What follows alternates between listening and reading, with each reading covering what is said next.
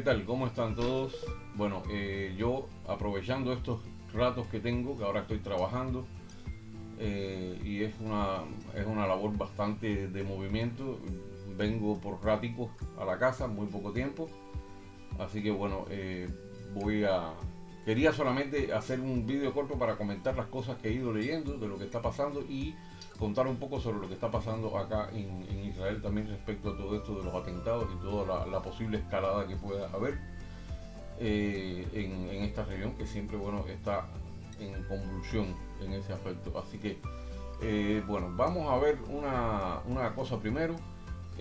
Tengo primero una presentación interesantísima de Luis Zúñiga, que ha salido también en ADN y está también en Daily Motion para que ustedes puedan verla. Se la recomiendo encarecidamente porque tiene el ejemplo, que es un ejemplo que yo he puesto además varias veces, pero que él lo ha hecho muy bien. Él pone los tres ejemplos que demuestran perfectamente que el comunismo, el socialismo, el castrocomunismo, todas estas cosas, socialismo del siglo XXI, todo esto nada más que engendra miseria. Y él pone tres ejemplos para ilustrar esto que son perfectamente comprensibles para cualquiera. El primero es que pone el ejemplo de Cuba, Taiwán e Israel. Y entonces él pone el ejemplo de las condiciones en que estaba en 1959 Cuba, con todo ese superávit que tenía, con esa pujanza que ya tenía agroindustrial, con esa agricultura perfectamente diversificada, desarrollada, con una ganadería superior al porciento de población, o sea, con más cabezas de ganado que habitantes. Pone toda una serie de ejemplos de cómo estaba Cuba, cómo estaba Taiwán en ese momento en 1959 y cómo estaba Israel en 1959 con 11 años de creación como Estado, ¿no? Y entonces pone después la diferencia, nos hace ver la diferencia del Producto Interno Bruto, de cómo en Cuba bajó, y la espectacular crecimiento económico que tuvieron tanto Israel como Taiwán en la actualidad, hasta la actualidad. Y todo esto se debe a que son sistemas, eh, tanto Israel como Taiwán tienen sistemas democráticos, sistemas de libertad, de plena libertad de expresión, de libertad económica, de toda la pujanza del emprendimiento, de todo lo que hace rica a una sociedad y de la inversión en educación. Que en Cuba, a pesar de todo lo que se cacarea, de que es la mejor educación del mundo, que ahora en Honduras quiere increíblemente copiar el sistema de educación de Cuba, y entonces verán que Cuba es un fracaso en todos los sentidos. Con esos tres ejemplos, Luis Zúñiga ha hecho una labor increíble.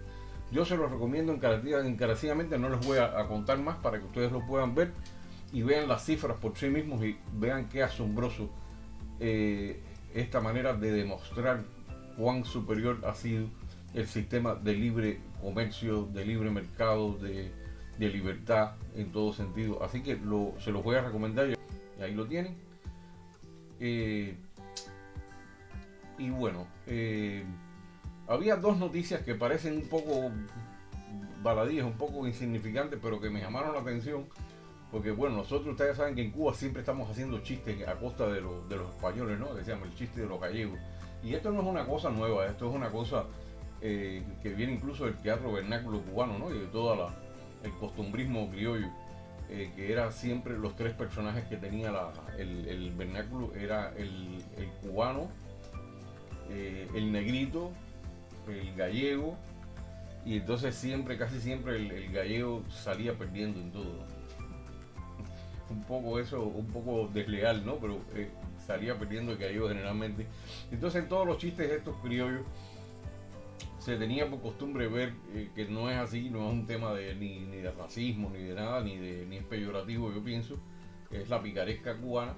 Se veía al español como una persona más atrasada, ¿no? Que en realidad, bueno, muchos españoles fueron a Cuba huyendo del atraso que había en España y de las necesidades que estaban pasando en España en la época en que Cuba era una nación pujante, una nación donde se podía comerciar, que se podía hacer de todo, que tenía tanto un clima agradable como gente agradable, hospitalaria.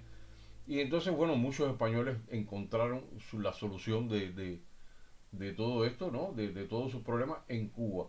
y se desarrollaron en Cuba, contribuyeron extraordinariamente a la riqueza de la nación cubana. Todo el mundo sabe la cantidad de comercios españoles que había, la cantidad de sociedades benéficas, de hospitales, de centros culturales que tenían los españoles, los peninsulares en Cuba.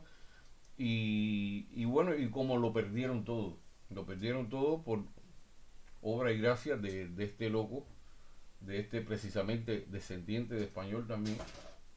Qué bueno que los privó de todo lo que habían logrado hacer con todo esfuerzo, toda la riqueza que habían logrado generar con todo su esfuerzo. Bueno, pero el tema es ese, que siempre nos reíamos del gallego, que se consideraba bruto. Hay muchos chistes de eso. Hay una carta por ahí circulando por internet, de la carta de la madre gallega al hijo.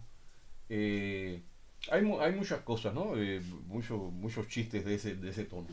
Pero en este caso yo me vino a la mente porque ahora resulta que sale la noticia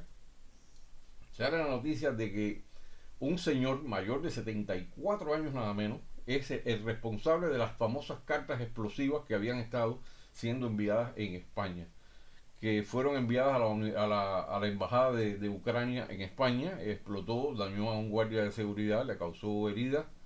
Envió otras dos, no recuerdo a qué instituciones, pero después que ya estaba hecho ya la investigación había empezado y se detiene a este hombre, entonces es que aparece milagrosamente que también había enviado carta a Pedro Sánchez y a la ministra de Defensa, cosa que yo pongo esto bastante en duda. Creo que esto ha sido una cosa bastante traída por los pelos, salir a sacar a reducir a Pedro Sánchez como una víctima también ahora. Me extraña muchísimo, ¿no? Pero bueno, y veamos por qué. Porque este hombre evidentemente es un hombre con simpatías comunistas, es un hombre con simpatías socialistas. Es un señor ya mayor, un hombre ya pensionado de 74 años, por favor, en Miranda del Ebro. Y lo han detenido como el autor de esto, porque además fue, que es la parte que yo me refería con esto de los españoles. Yo no sé si ustedes recuerdan, en Estados Unidos hubo un caso muy famoso, que fue el famoso Unabomber. El Unabomber, que era este hombre que se llamaba Ted Kaczynski, que era un individuo brillante, una persona con una capacidad intelectual tremenda, pero que se torció. Y él entonces se opuso a todas formas de tecnología porque decía que eran perjudiciales, y entonces se fue a vivir en una cabaña solo en Montana, y ahí él vivía sin luz, sin nada, aprendiendo técnicas de supervivencia, porque él decía que esa era la forma que había que llevar la vida, ¿no? En realidad, y bueno, y empezó a atacar todo lo que tenía que ver con tecnología y todo. Y entonces comenzó a enviar bombas que sí mataron personas, mataron a 4 personas, hirieron a veintitantas personas, también algunas de gravedad. Y entre 1978 y 1995 Kaczynski estuvo enviando estas bombas. Entonces el FBI le puso el Unabomber por University Airlines, que era el otro lugar donde mandaba las bombas a las aerolíneas, y Bomber por las bombas. Y bueno, y él mismo fabricaba sus bombas, muy bien hechas, por cierto. Y entonces, bueno, causó todo este daño y toda esta conmoción en los Estados Unidos, porque era un caso bastante difícil, y no había pistas sobre la persona que lo hacía. Hasta que un hermano fue el que reconoció la letra, el manifiesto que él había escrito, etcétera, etcétera, y fue el que propició la captura de Kaczynski. Y entonces yo en este caso decía, bueno, coño, este es el Unabomber español ahora, que se llama Pompeyo González Pascual. Y entonces yo decía, coño, esto me recuerda a los cuentos estos de los chistes del vernáculo, ¿no? De que se reían de la torpeza del gallego y todo esto. Bueno, en este caso el hombre fue más que torpe. Eh, eh, Primero reconocieron los sellos, desde el lugar donde se habían emitido los sellos que él ponía, reconocieron su letra, todo lo que es la grafología de una persona ya mayor. Y bueno, lo atraparon en nada. Ustedes han visto que lo han atrapado muy rápido antes de que pudiera enviar más cartas y más cosas. Eh, y bueno, no han sido tampoco tan mortales como fueron las de Kaczynski, porque han sido, parece que menos preparadas, han sido menos tecnológicamente menos, o sea, que han sido casi que petardos, ¿no? Y entonces, bueno, me vino a la mente esta comparación con este. Pero lo más cómico también es que le han encontrado a este señor digo, lo cómico dentro de lo malo que tiene el asunto, le han encontrado a este señor un llavero del Che Guevara, recortes del periódico Granma, tenía colecciones de recortes del periódico Granma, y bueno, todo otro tipo de parafernalia comunista y todo esto. Así que bueno, este debe ser vecino de... No es vecino, pero bueno, debe ser realmente conocido, a lo mejor es conocido de Miguel.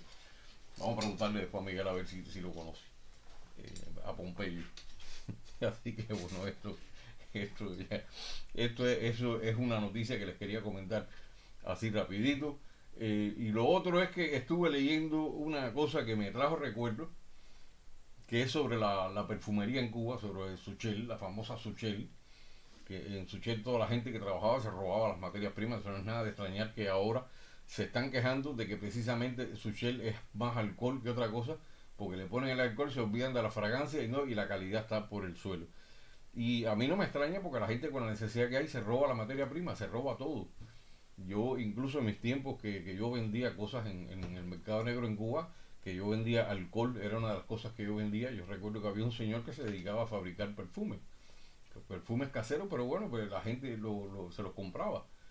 Y bueno, y así es como las cosas se perdían de su ser, se robaban todo porque la gente no resuelve nada con un trabajo y necesita sustraer las cosas, robarlas. Así que bueno, eso no es nada de extrañar. Y entonces, bueno, no es una cosa nueva, pero yo recordé, yo de las, para gente nostálgica que había de esos perfumes, bueno, eran perfumes casi siempre malos. En Cuba yo recuerdo que lo que más pasable era que la gente usaba la colonia Bebito, que tenía buen olor, era agradable, el agua de violeta que se estuvo usando durante mucho tiempo en Cuba, y otra cosa que también la gente, a mí por lo menos yo en el caso mío personal, no me gustaban esas fragancias, y si eran importadas del campo socialista, menos que menos, eran horribles, como que hemos curros, aquellos eran cosas espantosas. Pero dentro de las cosas de la perfumería de Suchel, algunas que yo pienso que fueron copiadas, fragancias copiadas de otro lado, habían dos que yo usé, que son las únicas que yo usé y que me gustaron. Una era el agua de Bonabel, que era excelente, y la otra era un perfume que no estuvo mucho tiempo, que se llamó 5PM. Fueron las dos únicas fragancias de Suchel que yo he usado en mi vida, y yo las considero que eran buenas. Y ahora, bueno, no es de extrañar que la industria de la perfumería en Cuba, que ya estaba desarrollada en el año 59, no es extrañar que haya sido una víctima también de todo este desastre que ha traído el castrismo. La misma historia. Todas las industrias, todos los embutidos, todas las cosas buenas que ya se estaban haciendo en Cuba, que competían a nivel internacional, finito, todo se acabó. Así que bueno, esto es una de las tantas cosas que he visto dando vueltas por ahí por las redes. Respecto ahora la situación de Israel, que mucha gente se ha inquietado, me han llamado incluso por teléfono, me han preguntado qué es lo que está pasando. Bueno, la situación es que había en ciernes un atentado terrorista grande y hubo que operar, hubo que ir a Jenin, que era donde se estaba preparando. Jenin es una de las ciudades grandes de Cisjordania, lo que se conoce como Cisjordania, que es la margen occidental del Jordán, que es territorio eh, internacionalmente, bueno, en disputa, es territorio que Israel tiene ocupado, que es donde presuntamente se debería crear el Estado palestino también. Es una de las zonas y que estuvo ocupado por Jordania durante muchos años, hasta el año 67, en que vino la guerra de los 6 días. Bueno, Jenin es una ciudad grande, está al norte de Cisjordania, está muy cerca de la ciudad yo conozco la región porque incluso estuve a punto de trabajar en esa zona, está al sur del Valle Megiddo. Y esta zona, bueno, está muy cerca de la ciudad de Afula también. Y bueno, Jenin siempre ha sido conflictiva, pero bueno, hacía años que estaba más o menos tranquila. Pero ahora hubo que actuar contra esta gente porque el atentado era ya casi que inminente. Y se llevó a cabo la operación, se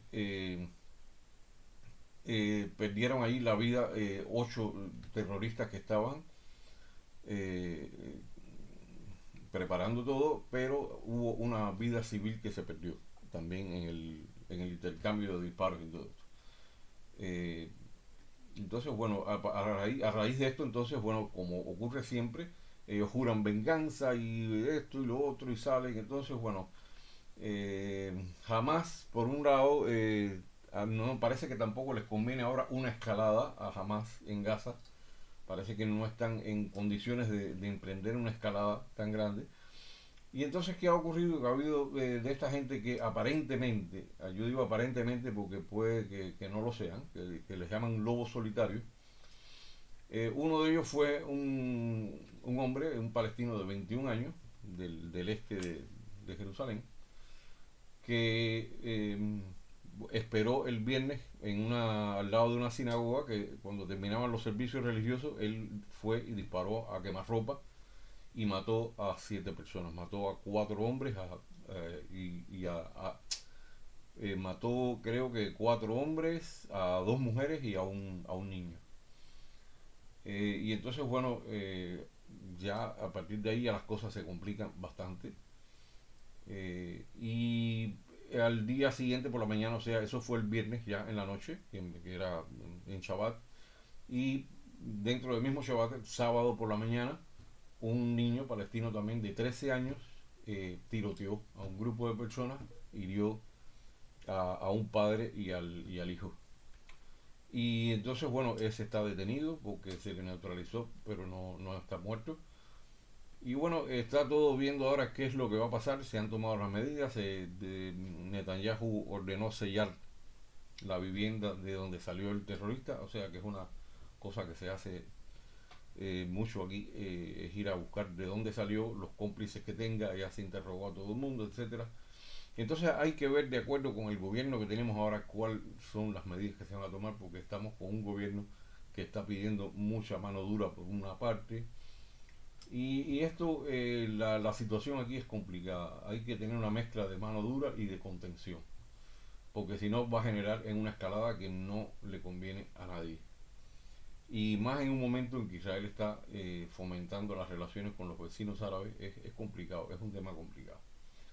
Así que bueno, eso es lo que hay, pero bueno, no hay una escalada de momento, no hay una cosa como la que vivimos el año pasado, ni otro, no, está por lo menos ahora bastante tranquilo. Así que bueno, eso es lo que hay por ahora. Eh, Ellos siempre prometen venganza y que los mártires y esto y lo otro, bueno, la misma historia. Pero bueno, todavía hay que esperar y ver entonces cómo se van a desenvolver las cosas. Así que bueno, les deseo a todos que tengan un buen día. Yo continúo trabajando, así que bueno, hasta más ver.